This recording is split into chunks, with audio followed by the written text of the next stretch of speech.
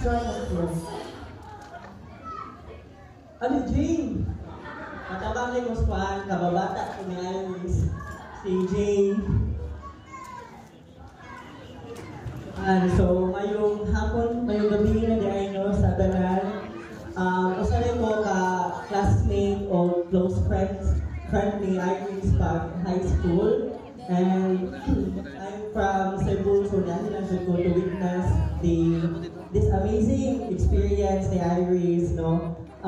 Akong ma-share lang gamay sa iyang life pag high school kay sakto dito ingon sa iyang friend ko pag college na Iris is one of the friends kay or classmates ni mo nga kanina yung always on the go, like Iris naminit ani, late ani, so siya dyan always mo, ako na lang tanan. And kanang sa Iris po di ay kay sa mga Christmas party pag 4th year kay siya po na ang best singer sa Wakabalo. May sabihin na siya mong kanta, di ba, Jane? Doing na sila ni Kuan. Dito, gano'n mo sampol? Gano'n mo sampol?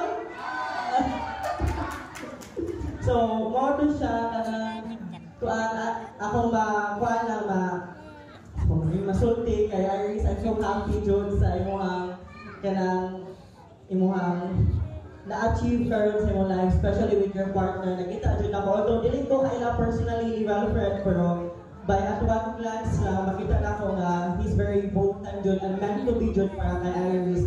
Iris deserves someone like him, John. And I just wish nga mapadayon man, and I just wish nga whatever happens in your relationship, magpadayon nga magpamalambuon o successful lang. And I think mas daghan may storya ang kaning kababata po. Asa naman to?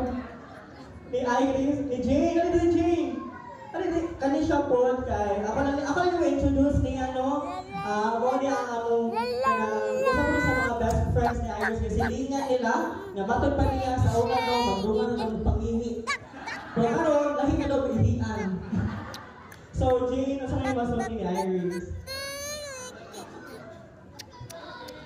Ako na itong isa kapabata niya ang taon na.